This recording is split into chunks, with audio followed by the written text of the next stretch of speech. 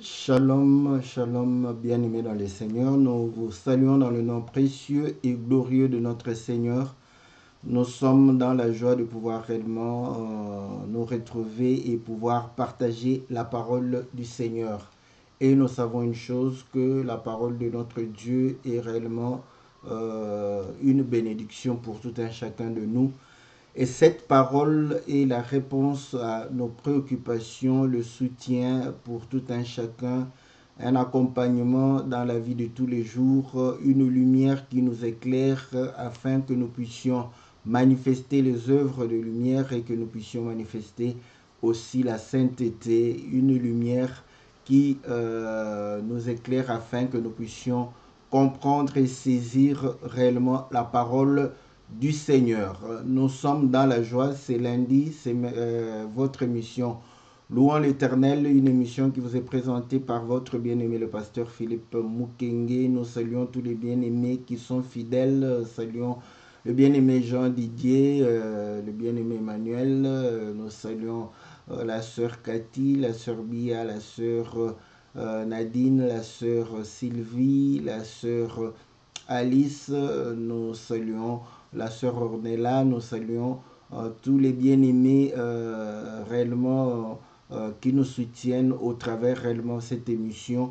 Louons l'Éternel au travers ce moment d'évangélisation, de propagation de la parole du Seigneur, de communion fraternelle.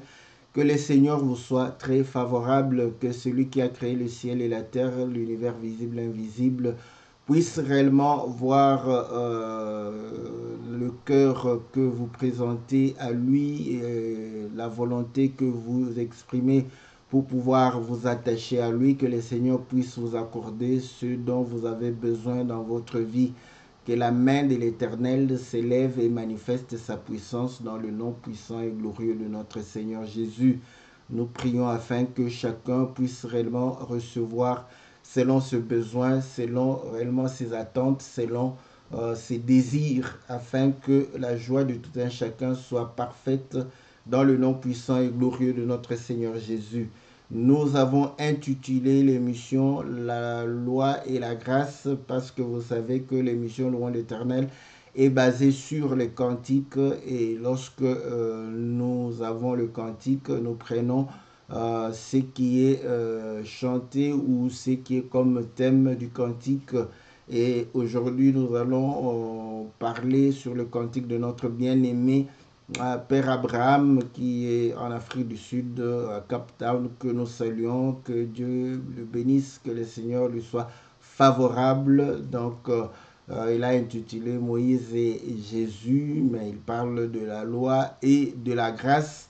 Et c'est comme ça que nous avons intitulé aussi cette émission, La loi et la grâce. Que le Seigneur vous soit favorable. Comme vous le savez, l'émission Louons l'Éternel, nous passons l'extrait du cantique, après quoi nous revenons dans notre studio virtuel pour pouvoir réellement parler, n'est-ce pas, de la part du Seigneur. Nous croyons que Dieu nous sera favorable, que le Seigneur va nous assister et que le Seigneur vous accordera l'entendement qu'il faut, l'entendement des disciples, afin de pouvoir bénéficier de la grâce du Seigneur, de la bénédiction, de la solution, de la réponse, parce que nous croyons que la parole a créé toutes choses et rien de ce qui existe n'a existé sans la parole. Ainsi, lorsque nous recevons la parole, nous croyons à cette parole. Tout ce dont nous avons besoin nous est accordé par la parole. Ils étaient dans la détresse, Dieu leur a envoyé la parole. Ils étaient en train de pouvoir demander la guérison. La parole est venue, car la parole apporte la guérison, la solution, apporte la paix, la joie, apporte réellement la réussite dans la vie de tout un chacun. Voilà pourquoi nous croyons à la parole puissante de notre Seigneur, et nous croyons que lorsque nous mettons tout cela en pratique, le Seigneur est de notre côté et va pouvoir réellement nous bénir. Voilà, bien-aimés, nous allons pouvoir suivre le cantique. Après le cantique, nous revenons dans notre studio virtuel pour pouvoir partager la parole du Seigneur dans le nom de notre Seigneur Jésus.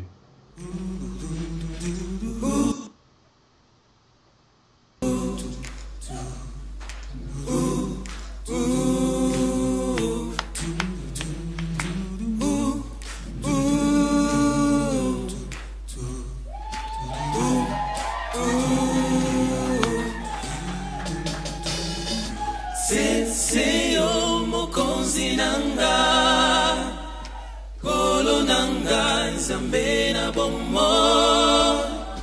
Hey Yahweh, my provider, my healer, my savior. Seseyo mokonzi nanga, kolo nanga, nzambe na bomoi. Hey Yahweh, my provider, my healer, my savior. Say, no one was crucified for me, only Jesus took my place. No one was justified in your sight. We all have sinned and fallen short of your glory. Moses then became our accuser, because no one could obey your law. Living in flesh, slaves of sin, we were all condemned to death. Hallelujah.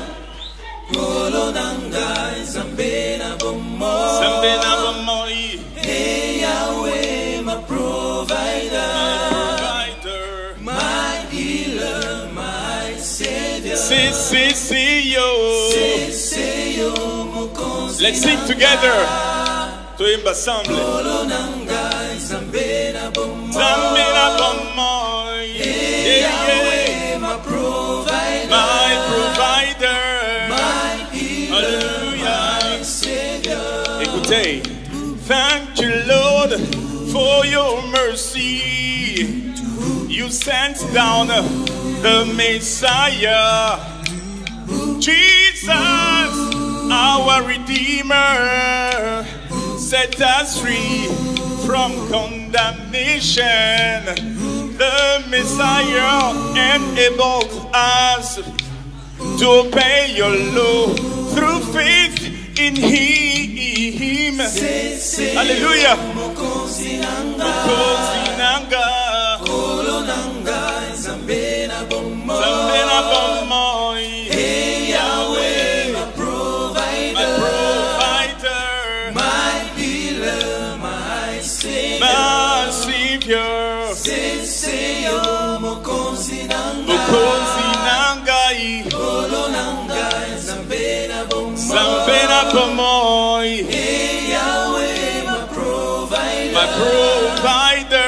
my healer, my savior. Yo kalisusu, hallelujah, Hosanna na Yahweh, for your plan, for my salvation. Your law came through Moses to unveil sin in me, but your grace through Jesus to wash my sin away. Mokonzi nanga, Losaka Jiso Christo, Yahweh, my provider, Sambe Abolingo, my healer, my savior. Seseyo mokonzi nanga, kolo nanga, nzambe na bomoi. Hey Yahweh, my provider, my healer, my savior. Voilà, nous revenons dans notre studio virtuel où nous allons pouvoir voilà, traduire, résumer le cantique pour ceux qui ne comprennent pas très bien l'anglais. Bon, mon anglais aussi n'est pas très fort, mais je crois avoir compris. Donc, il est en train de chanter, n'est-ce pas, la grâce que nous avons reçue de la part du Seigneur. Pour dire personne n'a été crucifié pour moi à la croix si ce n'est que le Seigneur Jésus. personne n'a été justifié devant la face de Dieu parce que nous étions des pécheurs vivant dans la chair.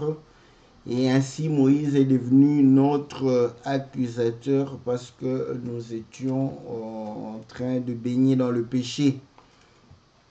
Merci à Dieu parce qu'il a envoyé le Messie qui a accepté de mourir à la croix pour nous donner le salut au travers la foi en lui. Et la loi est venue par Moïse pour dévoiler en moi le péché, tandis que la grâce est venue par le Seigneur Jésus pour ôter le péché dans ma vie. Voilà le résumé, n'est-ce pas, du cantique, n'est-ce pas, de notre bien-aimé Abraham Oma, Père Abraham Oma, qui est à Cape Town, que nous saluons. Vous voyez que le bien-aimé a fait du beau travail, n'est-ce pas?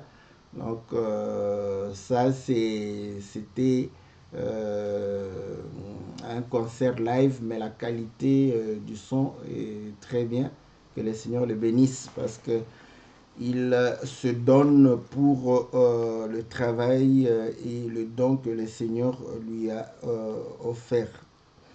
Voilà, bien aimé dans le Seigneur, donc sur base de ce cantique, nous aussi, nous allons pouvoir communier, partager la parole du Seigneur.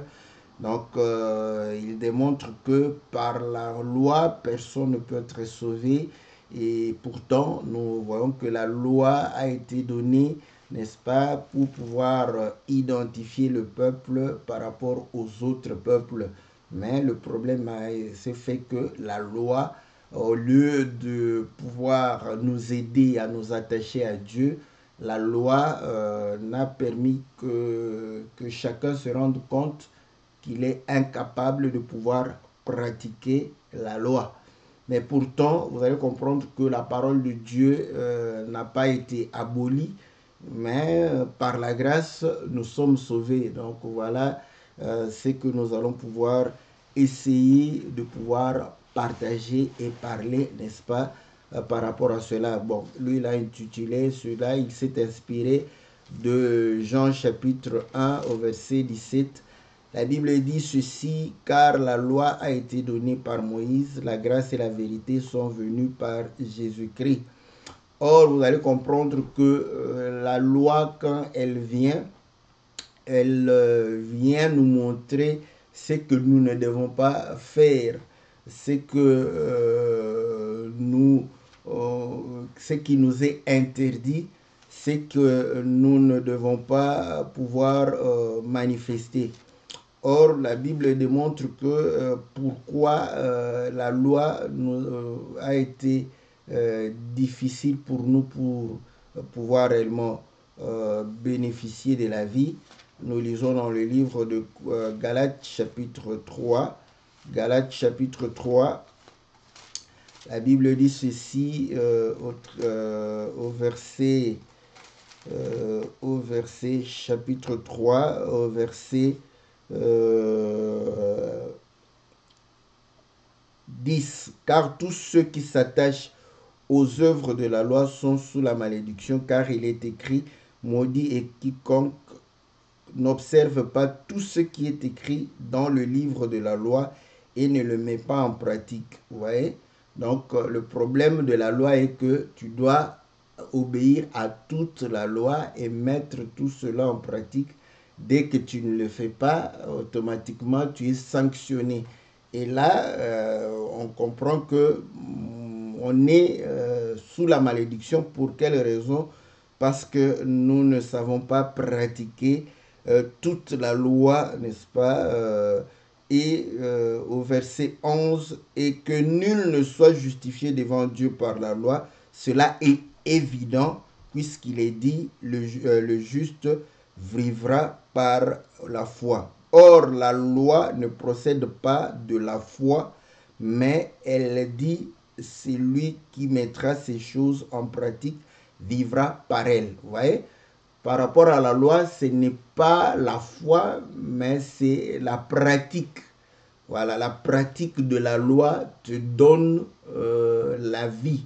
Tu vis tant que tu pratiques la loi.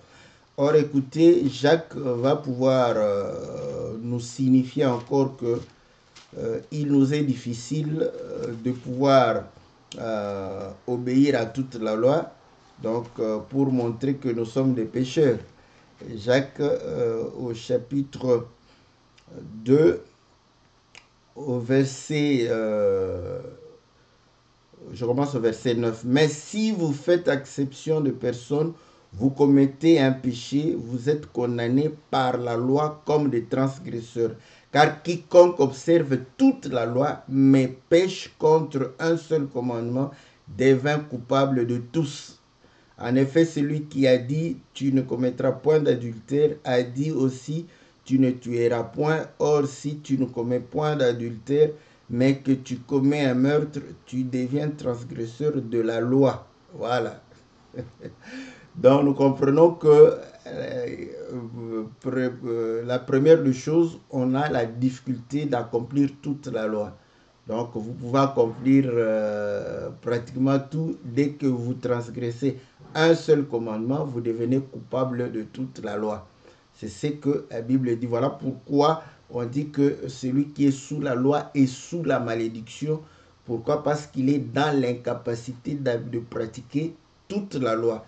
Or, s'il pratique toute la loi, il vivra par la loi.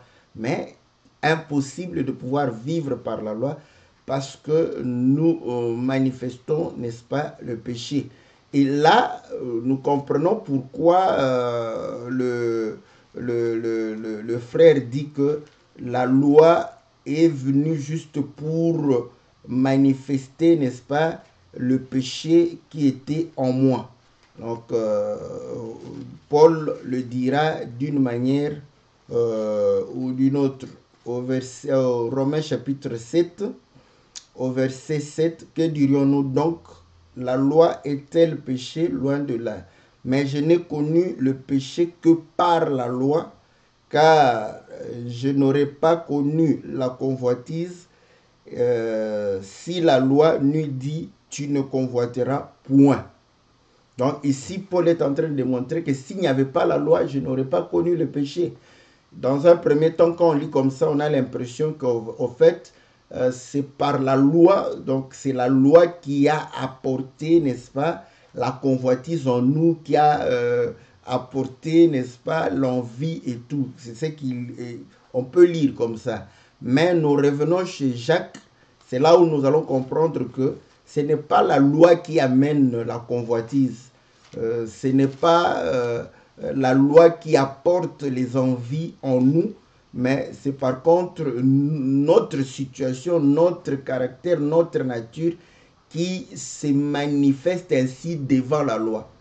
Dans le livre de Jacques, nous revenons dans l'épître de Jacques, Jacques chapitre 1, au verset 13. Que personne, lorsqu'il est tenté, ne dise « c'est Dieu qui me tente », car Dieu ne peut être tenté par le mal et il ne tente lui-même personne. Mais chacun est tenté quand il est attiré et amorcé par sa propre convoitise. Vous voyez? Donc, c'est notre propre convoitise, c'est notre, c'est ce qui est en nous, ce qui est intrinsèque. Voilà, ce n'est pas quelque chose d'extérieur, c'est quelque chose de l'intérieur. Donc, on est attiré par nos propres convoitises, nous sommes attirés par nos envies. Voilà pourquoi il dit, puis la convoitise, lorsqu'elle a conçu, enfante le péché, et le péché étant consommé, produit la mort. Donc, quand on revient dans le livre de Romains, vous allez comprendre que le péché n'a fait que révéler, n'est-ce pas, les convoitises qui étaient en nous, n'a fait que révéler les envies qui étaient en nous. Pour preuve, vous allez comprendre que dans le jardin d'Éden, Dieu va donner un commandement. Voilà. Et quand Dieu donne le commandement, il dit à l'homme de ne pas manger l'arbre de la connaissance du bien et du mal. Maintenant, est-ce que cela va respecter les critères que nous venons de dire. Nous allons voir cela. Nous lisons dans Genèse chapitre 2, au verset 9. L'Éternel Dieu fit pousser du sol des arbres de toute espèce, agréables à voir et bons à manger, et l'arbre de vie au milieu du jardin, et l'arbre de la connaissance du bien et du mal. Donc vous allez voir que ici on dit que les arbres qui étaient agréables à la vue étaient bons à manger. Donc vous voyez, c'est pour donner de l'appétit. Donc c'était une façon de Dieu de souhaiter à l'homme bon appétit.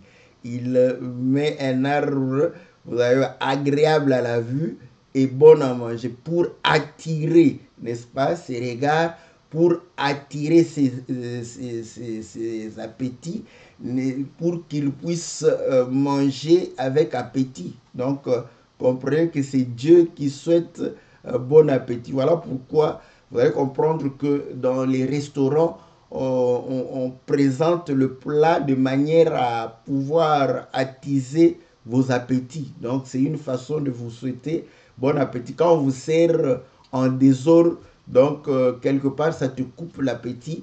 Donc, même si la personne te souhaite bon appétit, tu ne mangeras pas parce que le plat n'est pas bien présenté. On prend, on mélange tout. À moins que vous ayez une faim d'Ésaü, là vous n'allez pas vous préoccuper du fait que tout a été mélangé. Vous aurez peut-être le prétexte de dire que tout va se mélanger dans l'estomac, donc même si c'est dans l'assiette, c'est pas grave. Mais vous allez comprendre ici que tout ce qui était mangeable était agréable à la vue. Voilà. Donc, Dieu donne la loi sur un arbre qui n'était pas agréable à la vue, donc, n'était pas bon à manger. Donc, la loi n'attise pas les convoitises. Voilà. Le commandement ne pouvait pas attiser les convoitises dans l'homme parce que l'arbre n'attirait pas. Voilà. Maintenant, vous allez comprendre que la Bible dit c'est le péché, n'est-ce pas, qui produit en moi, n'est-ce pas, les convoitises. Et là, vous allez comprendre que quand le diable va parler avec la femme, nous sommes dans Genèse chapitre 3, au verset 4. Alors le serpent dit à la femme, vous ne mourrez point, mais Dieu sait que le jour où vous en mangerez, vos yeux s'ouvriront et que vous serez comme de Dieu, connaissant le bien et le mal. La femme vit que l'arbre était bon à manger et agréable à la vue. Voilà. Donc, vous voyez, c'est alors que le péché a suscité, n'est-ce pas, les convoitises, n'est-ce pas, qui étaient en elle. Donc, nous comprenons que la loi, quand elle a été donnée, voilà pourquoi nous disons que Dieu n'était pas surpris. Dieu n'était pas surpris de constater que l'homme a péché ou au travers la femme, que le péché est entré. Il n'était pas surpris, il le savait, donc Dieu le savait.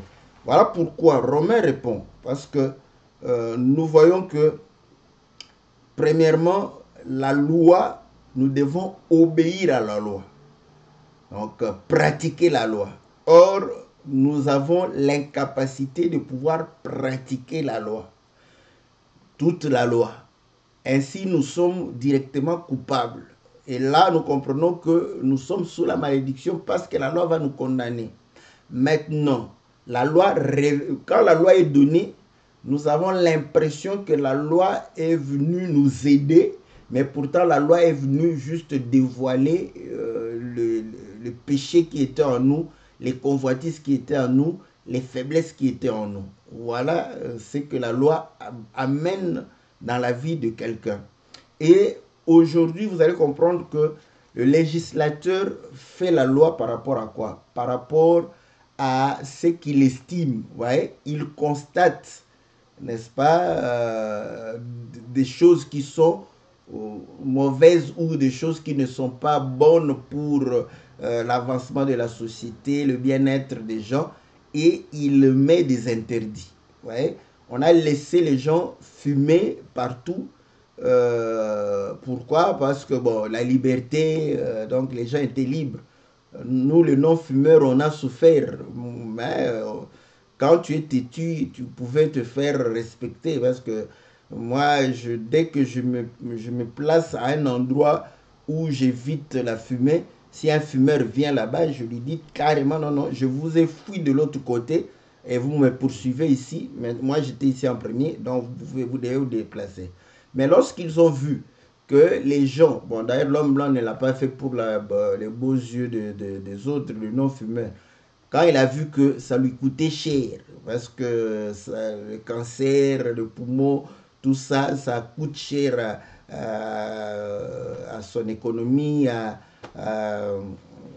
comment, à la couverture sociale santé. C'est comme ça qu'il a mis la loi. Donc, vous voyez, il met la loi pour dénoncer ce qui est mal. Donc, c'est aussi ça. Et là, c'est ce que Romain va dire. Pourquoi la loi, n'est-ce pas? Galate le dit d'abord. Nous allons chez Galate, parce que là, c'est en ces termes que je viens de prononcer. Pourquoi la loi? Galate chapitre 3.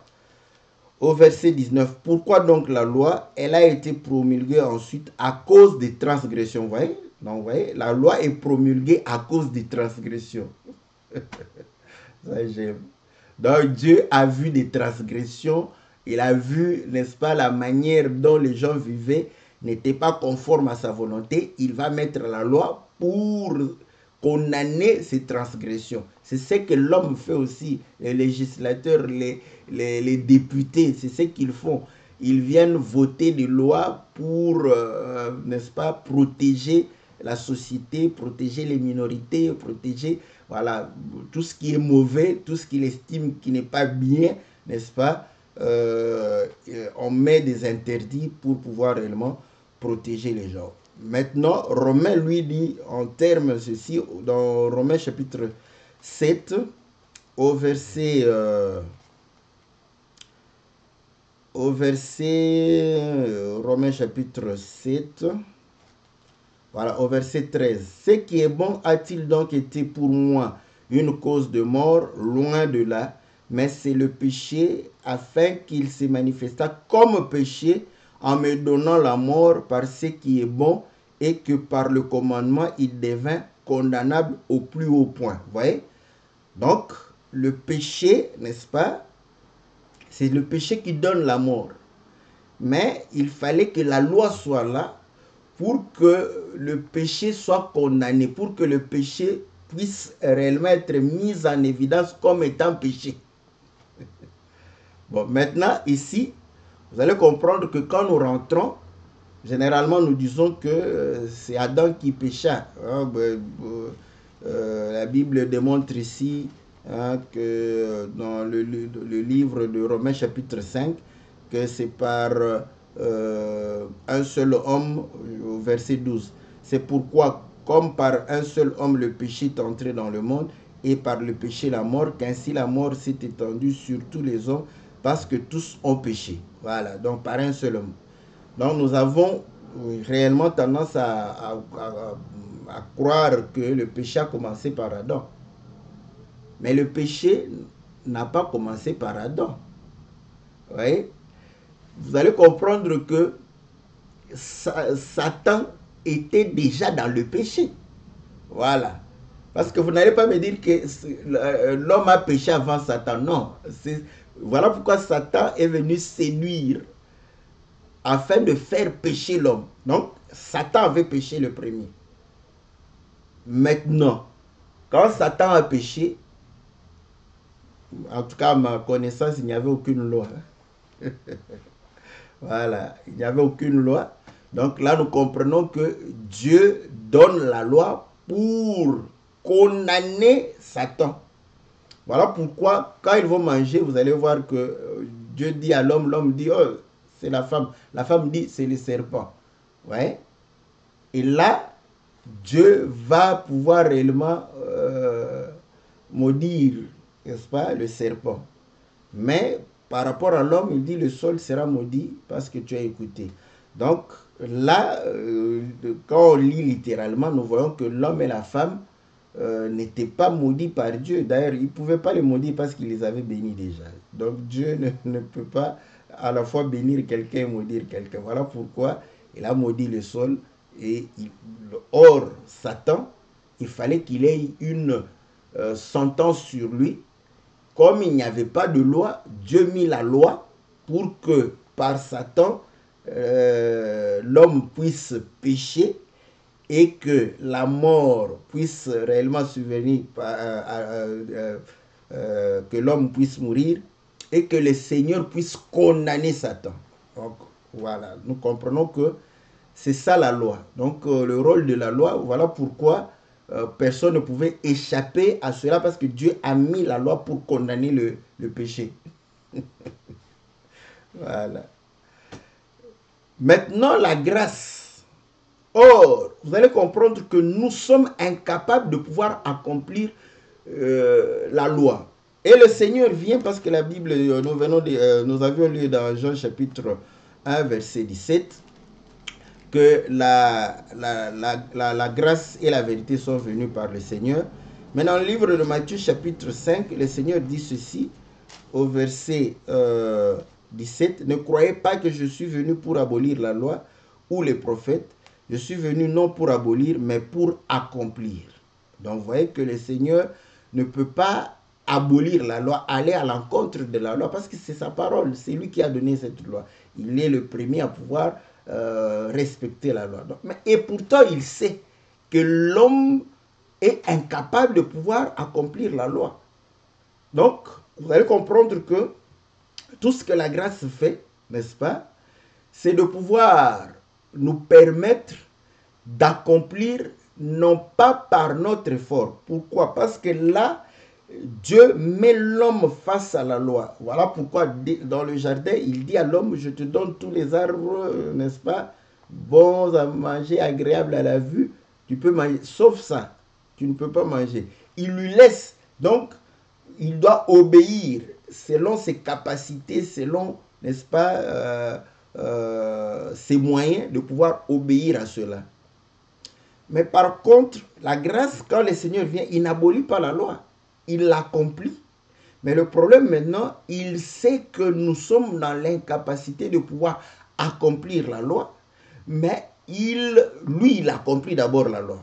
Voilà pourquoi il ne vient pas abolir, il accomplit la loi. Maintenant, il nous permet de pouvoir croire en lui, n'est-ce pas? Et de pouvoir véritablement bénéficier de l'accomplissement de la loi. Parler comme ça, c'est théorique, c'est plus facile. C'est trop facile. Maintenant, allons dans la pratique parce que nous aimons des paroles assez faciles. Hein. Il faut croire. Quand tu crois, quand tu as la foi, oui. Maintenant, Paul va parler, n'est-ce pas, pour dire ceci. Nous sommes dans le livre de Romains, toujours, Romains chapitre 5, il démontrait que par un seul homme, le péché est entré, par un seul homme, la vie aussi nous est donnée. Je lis au verset 18. Ainsi donc, comme par une seule offense, la condamnation a atteint tous les hommes, de même par un seul acte de justice, la justification qui donne la vie s'étend à tous les hommes. Car comme par la désobéissance d'un seul homme, beaucoup ont été rendus pécheurs, de même par l'obéissance d'un seul, beaucoup seront rendus justes. Donc vous voyez, c'est par l'obéissance du Seigneur que nous sommes rendus justes. Ce n'est pas par notre obéissance, c'est l'obéissance du Seigneur. C'est l'accomplissement du Seigneur, c'est que le Seigneur accomplit. Nous, maintenant, pour bénéficier de cela, il faut croire en lui. C'est ce qu'il est en train de pouvoir démontrer. Or, la loi est intervenue pour que l'offense abondât. Voilà, c'est ce qu'on avait dit. Hein, voilà.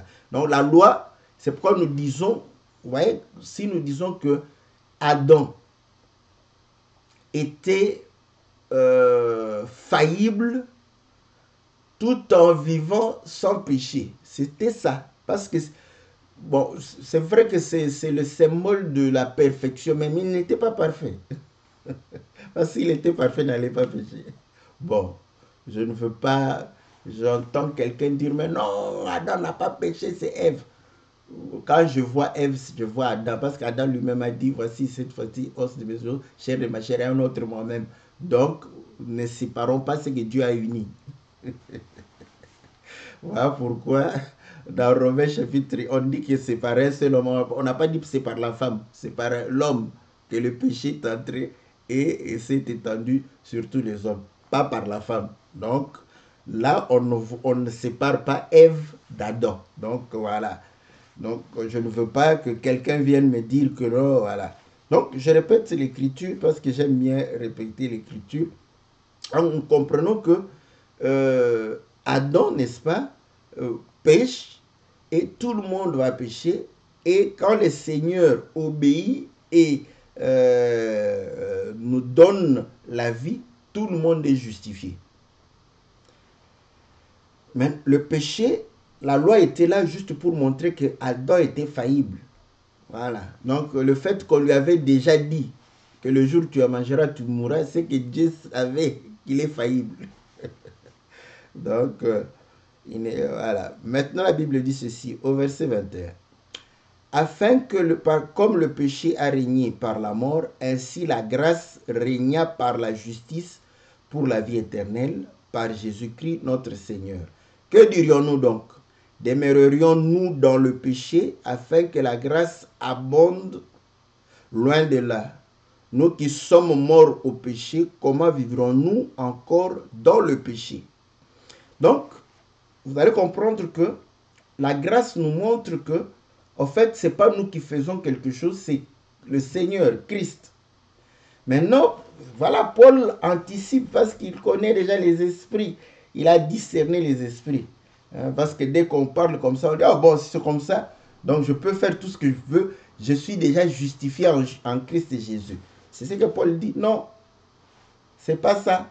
C'est pas le fait que tu dois rester dans le péché, te justifier dans le péché pour dire que voilà, parce que déjà, par rapport à la loi, nous comprenons que la chair est incapable de pouvoir accomplir la parole du Seigneur. Nous sommes incapables. Romains chapitre 7 explique ça. Pourquoi on est incapable de pouvoir accomplir la loi, n'est-ce pas? La loi est venue juste pour nous montrer que nous sommes incapables.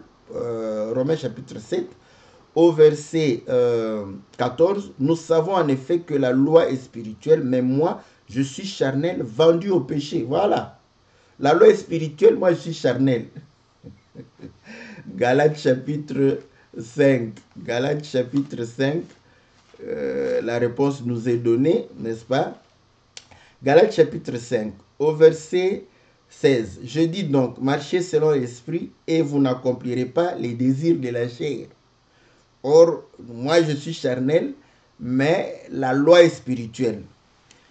Au verset 17, car la chair a des désirs contraires à ceux de l'esprit et l'esprit en a contraire à ceux de la chair. Ils sont opposés entre eux afin que vous ne fassiez point ce que vous voulez. Voilà. Donc vous allez comprendre que quand la loi est venue, Dieu nous a laissé, voilà, le libre choix, libre arbitre. Il nous a laissé tranquille. Faites ce que vous voulez. Vous voulez vivre, vous faites ce que je vous dis, ce que je vous recommande. Si vous voulez ne pas vivre, vous n'avez qu'à désobéir à ce que je vous dis. Ouais? Donc, l'homme fait ce qu'il voulait. Mais en faisant ce qu'il voulait, il s'est fait conduire par la chair. Voilà pourquoi on est incapable par la loi de pouvoir vivre. Parce que la chair a des désirs contraires aux désirs de l'esprit. La loi est spirituelle. Donc, ce que désire la loi est contraire par rapport à moi. Voilà pourquoi je ne peux pas accomplir la loi. C'est ce que Paul justifie ici. Vendu au péché. Car je ne sais pas ce que je fais et je ne fais pas ce que je veux et je fais ce que je hais. Voilà, ça c'est bon. Donc, nous comprenons que Paul dit maintenant, voilà, comme la grâce est venue. La grâce, c'est quoi? C'est qu'il y a un homme qui a accompli la loi et par lui, nous sommes justifiés, nous sommes rendus justes. Donc, la chair va dire, oh là, c'est qu'on m'a justifié. Donc, je peux continuer à vivre comme je vivais. Je suis justifié. C'est ce que Paul dit. Non. Non. Il est venu, il nous a trouvés dans le péché.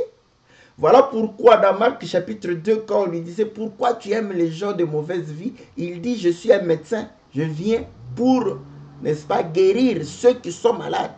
Donc, nous comprenons que la grâce, le Seigneur vient là où il y a le péché. Voilà. Pour, n'est-ce pas, ôter le péché. Donc, voilà pourquoi il dit que je ne suis pas venu chercher ceux qui sont bien portants, mais ceux qui sont malades. Et Jean le présente comme l'agneau qui ôte le péché. S'il n'y a pas de péché, il ne sera pas l'agneau qui ôte le péché. L'importance de l'agneau ne sera pas là. Donc, nous comprenons que il est venu, il nous a trouvés dans le péché. Il a fait ce travail. Maintenant, nous, est-ce que nous allons demeurer dans le péché? Non. Mais est-ce que la chair sera capable de pouvoir accomplir la parole de Dieu? Non.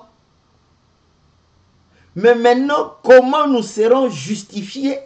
C'est ça la grâce. Voilà. Donc, Paul va expliquer la grâce. Il dit non. Ignorez-vous que vous tous qui avez été baptisés en Jésus-Christ, c'est en sa mort que nous avons été baptisés, et nous avons donc été ensevelis avec lui par le baptême en sa mort, afin que comme Christ est ressuscité de mort par la gloire du Père, de même nous aussi nous marchions en nouveauté de vie. Maintenant vous allez comprendre que comment marcher en nouveauté de vie, c'est de pouvoir nous conformer à la mort et à sa résurrection. Mais là, nous comprenons, ça se fait comment? Ça se fait par la grâce, oui. Mais qu'est-ce que la grâce? Prenons le livre de Tite. Tite, chapitre 2. Au verset 11. Car la grâce de Dieu, source de salut pour tous les hommes, a été manifestée. Elle nous enseigne à renoncer à l'impiété, aux convoitises mondaines, à vivre dans le siècle présent selon la sagesse, la justice et la piété, en attendant la bienheureuse espérance et la manifestation de la gloire du grand Dieu et de notre Sauveur Jésus-Christ. Ouais? Donc la grâce nous enseigne. Voilà pourquoi nous comprenons que quand la grâce nous enseigne, c'est comme ça que la grâce nous communique la foi. Romains chapitre 10, la Bible dit ceci, au verset 17. Ainsi la foi vient de ce que l'on entend, et ce que l'on entend vient de la parole de Christ. Voilà. Donc, le Seigneur a accompli la loi et il nous enseigne, il nous apporte la parole. Maintenant, lorsque nous croyons en lui, écoutez maintenant, croire veut dire quoi? Ouais. Parce que nous sommes incapables de pouvoir accomplir la parole de Dieu. Ça, c'est établi. Nous sommes incapables. Voilà pourquoi on est incapable d'accomplir toute la loi. La chair ne peut pas accomplir. La chair a des désirs contraires. Mais quand nous croyons au Seigneur, vous allez comprendre que nous ne vivons plus par nous-mêmes. Voilà. C'est-à-dire que celui qui croit au Seigneur, qui a foi au Seigneur, va accomplir, non pas parce qu'il le veut, mais parce qu'il croit. C'est ça la différence. La loi, c'est quand on veut. La grâce, c'est quand on croit. Voilà. La grâce, c'est par la foi. La loi, c'est par sa propre volonté. Je veux, je fais. Je ne veux pas, je ne fais pas. Voilà. c'est moi. Voilà. Mais la grâce, c'est pas moi. Je le fais parce que je crus. Je prends un exemple. Vous allez voir que Pierre était pécheur. Ah, ça c'est bien. Un pécheur expérimenté. Il va pécher toute la nuit et ne rien avoir. Il n'était pas seul, il était avec ses frères pécheurs. Ils ont fait la force. Ils ont fait, mais ils ont échoué. Le Seigneur est venu. Le Seigneur leur a posé la question. Ah non, après il dit, jetez le filet. Et Pierre dit, je l'avais fait. Vous voyez? Ça, c'était le temps de la loi. Il le faisait par son effort. Il n'a rien obtenu. Mais maintenant, il jette, lui-même dit, je jette les filets sur ta parole. Donc, c'est ça la foi. Et c'est vraiment, j'explique ça, je ne suis pas l'air, je suis sûr. Voilà. La foi, c'est ça. C'est-à-dire que je le fais parce que je crois en ta parole. Parce que moi-même, j'ai fait cela, j'ai échoué. Donc, si c'était par rapport à moi, je n'allais pas le faire. Mais c'est parce que tu l'as dit. Je le fais. C'est ça la foi et c'est ça la grâce. Voilà pourquoi quand il va tirer, mais c'est lui qui a jeté le filet. C'est lui qui va tirer le filet. Mais il va comprendre que ce n'est pas lui qui a péché le poisson. Voilà. Ça, c'est bon. Vous voyez? Et là, vous allez comprendre que Paul démontre que non, on ne peut pas demeurer dans la vie où nous devons faire ce que nous voulons. Parce qu'ici, je vais encore aller plus loin. Vous savez que les pécheurs à outrance où tout le monde sait qu'il est pécheur, même le policier sait qu'il est pécheur, le magistrat sait qu'il est pécheur, l'enseignant sait qu'il est pécheur, le chef du quartier sait qu'il est pécheur, le voisin sait, donc c'est un bandit, tout le monde sait qu'il est un bandit, frère. Donc, ceux-là, nous mettons un peu à l'écart. Hein. Maintenant, ceux que tout le monde voit que non, ça quelqu'un de bien, tout ça. Quand il mène sa vie par lui-même, il est sous la malédiction. Hein? Donc nous avons pris les pécheurs à outrance. Là, tout le monde les condamne déjà. Hein? Il est sous la malédiction. Donc vous allez comprendre que deux personnes de bonnes manières, de bonne vie et mœurs, si l'une ne croit pas à la parole du Seigneur, il est sous la malédiction. L'autre, quand il croit à la parole, vous allez comprendre qu'ils peuvent agir presque de la même manière, mais de ce côté, c'est sur la parole du Seigneur. De l'autre côté, ce sont ses efforts. Voilà pourquoi vous allez remarquer que quand dans des situations compliquées, c'est là où vous allez voir que c'est lui qui agit sur la parole du Seigneur, parce qu'il a foi au Seigneur, parce qu'il croit au Seigneur. Il ne va pas changer quand les circonstances deviendront défavorables. Parce qu'il continuera à agir, non pas parce qu'il le veut, mais parce que le Seigneur le lui a dit et il croit que ce que le Seigneur lui dit est toujours bien pour lui. Vous voyez comment la grâce agit. Mais de l'autre côté, comme c'est l'effort de l'homme, quand les circonstances seront défavorables, l'homme va...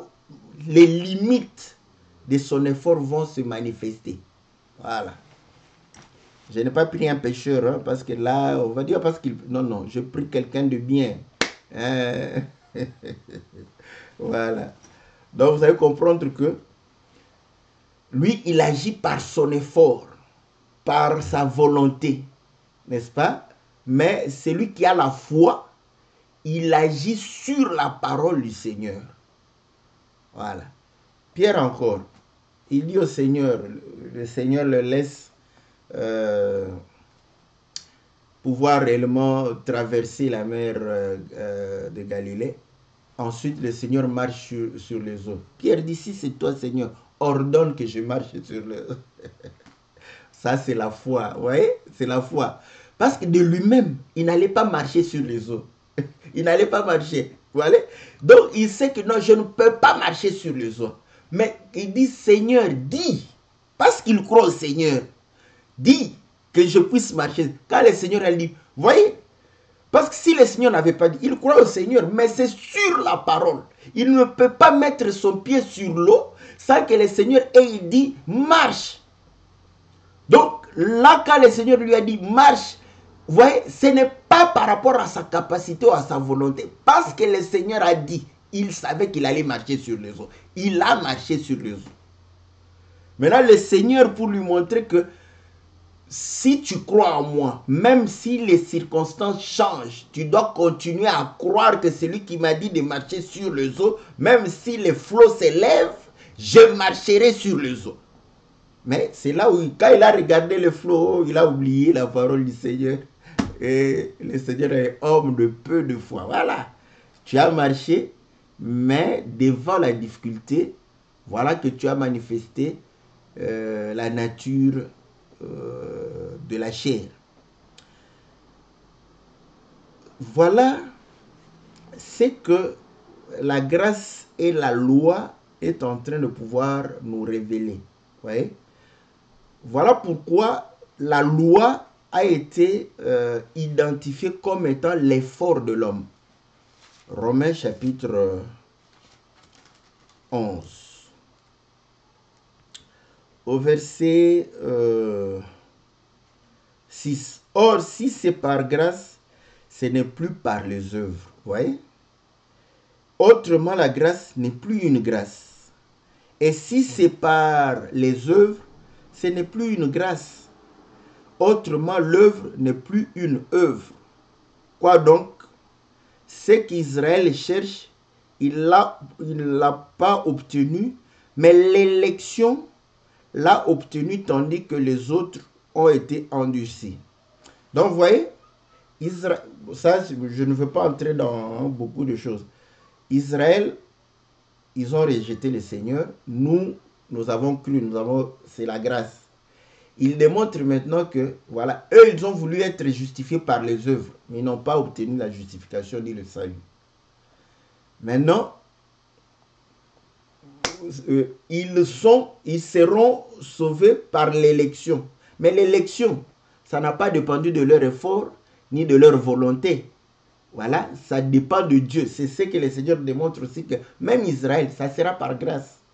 Grâce, pourquoi? Parce que c'est par rapport à l'élection, par rapport au fait qu'il les a choisis. C'est pourquoi, si nous allons dans Romains chapitre 9, où on démontre Ésaü, parce qu'Israël c'est Jacob, Ésaü et Jacob, on dit qu'avant même qu'il ne fasse une seule œuvre, Dieu a choisi déjà. Vous voyez, Jacob, il a dit que j'ai aimé Jacob, j'ai haï Ésaü. Donc pour montrer que c'est une grâce, c'est une faveur, parce que la grâce c'est aussi une faveur imméritée. Voilà. Et c'est là où le Seigneur vient. Alors, je vais aller vite. Dans Romains chapitre 4, où il parle par rapport à Abraham, il dit ceci: que dirions-nous donc qu'Abraham, notre père, a obtenu selon la chair? Voyez? Si Abraham a été justifié par les œuvres, il a sujet de se glorifier, mais non devant Dieu. Car, que dit l'Écriture? Abraham crut à Dieu et cela lui fut imputé à justice. Or, celui qui fait une œuvre, le salaire est imputé non comme une grâce, mais comme une chose due. Et à celui qui ne fait point d'œuvre, mais qui croit en celui qui justifie l'impie, sa foi lui est imputée à justice. Vous voyez? On ne fait pas d'œuvre. Mais Dieu ne descendra pas pour faire l'œuvre qui te justifie. Ça c'est bon, j'aime ça. J'aime ça. Donc Dieu va rester au ciel là-bas. Toi, ce n'est pas par tes œuvres. Ce sont ses œuvres. Voilà pourquoi la Bible dit que il a préparé les œuvres dès avant la fondation du monde, pour que nous puissions les pratiquer. Donc ce sont les œuvres qu'il a préparées pour nous. Maintenant, c'est nous qui devons pratiquer. Mais nous n'allons pas les pratiquer parce que nous le voulons. Non. c'est parce que nous croyons à la parole, parce que nous croyons à ce que le Seigneur nous dit. C'est ça la grâce. La grâce, c'est de pouvoir agir parce que le Seigneur t'a dit. Hein?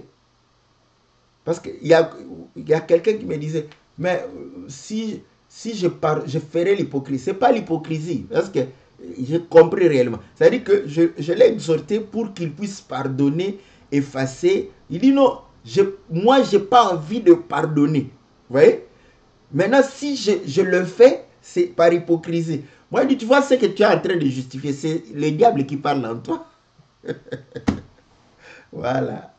Là, ça prouve à suffisance que quand je crois de moi-même, je n'allais pas pardonner.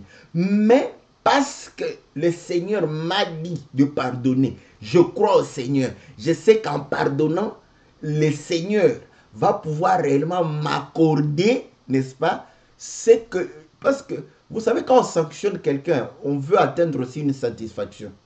Mais vous allez comprendre que quand tu pardonnes parce que le Seigneur te le demande, tu atteindras la même satisfaction là, mais par l'accomplissement de la parole du Seigneur. C'est ça. Donc, ici, on comprend que Abraham, tout ce qu'Abraham a fait, c'était quoi? C'était de pouvoir agir selon ce que le Seigneur lui disait. Sors de ta patrie. Il ne sait pas où il va. C'est pas de lui, c'est pas par sa volonté. Je sors parce que tu me l'as dit. Je crois en toi. Je crois que là où tu m'amènes, ça sera un endroit merveilleux. Il sort, ouais. Il sort, il marche. Mais c'est pas le Seigneur qui l'a porté sur le dos. Il a marché. Ça, j'aime ça, ouais. Le Seigneur, il marche, vas-y, jusqu'à à Cana. Je vais te montrer. Donc, vous allez comprendre que il agissait. Donne-moi ton fils. Il dit, ah, mais c'est bon, c'est le Seigneur qui m'a donné. Il me redemande son fils. Ok, c'est bon, je lui donne. Ouais. Donc, c'est ça la foi. Maintenant, c'est là où vous allez comprendre que l'œuvre qu'il accomplit, ce n'est pas son œuvre. Voilà pourquoi il ne peut pas revendiquer ça comme un dû. Mais c'est la foi. Il a cru à la parole.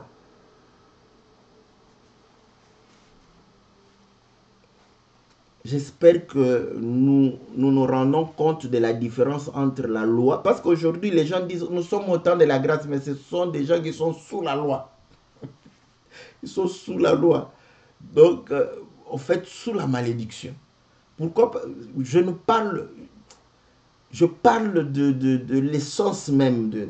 Ouais. Donc, la loi, tu le fais parce que tu veux. Tu le fais parce que tu peux.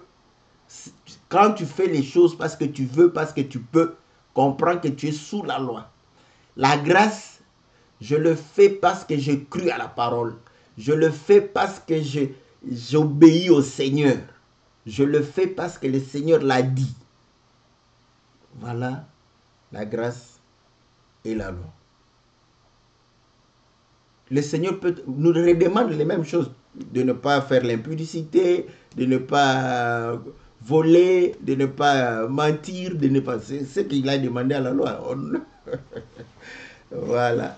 Maintenant, nous le faisons parce que le Seigneur, nous avons cru à la parole du Seigneur, que en croyant en lui, nous sommes capables de ne pas mentir, de ne pas tuer, de ne pas faire l'impudicité, de ne pas jalouser, se quereller, pardonner, tout ça. On est capable de tout. Car rien n'est impossible à celui qui croit. Donc, on est capable d'accomplir toute la parole de Dieu. On est capable de vivre la parole de Dieu. Non pas par la chair, mais parce que nous avons la foi. Voilà pourquoi la Bible dit, de même, David exprime le bonheur de l'homme à qui Dieu impute la justice sans les œuvres. Heureux ceux dont les iniquités sont pardonnées et dont les péchés sont couverts. Voilà, c'est ce qu'Abraham a bénéficié. Dieu n'a point regardé ses péchés ni son iniquité. C'est ce que le Seigneur fait avec nous.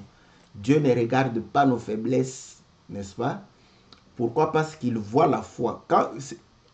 Quand tu as la foi, Dieu ne regarde pas tes péchés. Si tu n'as pas la foi, les yeux de Dieu sont ouverts, grandement ouverts, en train de regarder tes péchés, de les compter. Il est en train de compter tes péchés, d'écrire, n'est-ce pas, dans un carnet, combien de fois tu as péché.